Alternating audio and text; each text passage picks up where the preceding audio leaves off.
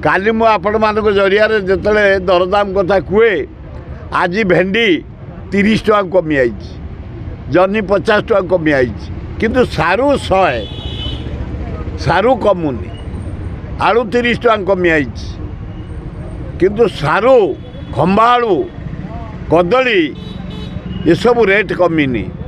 पिया देखिली बैगण कमी जा सब परिवा कमी। मीडिया जरिया ये सब हो जनसाधारण कम पैसा पाँच मु अत्यंत खुशी।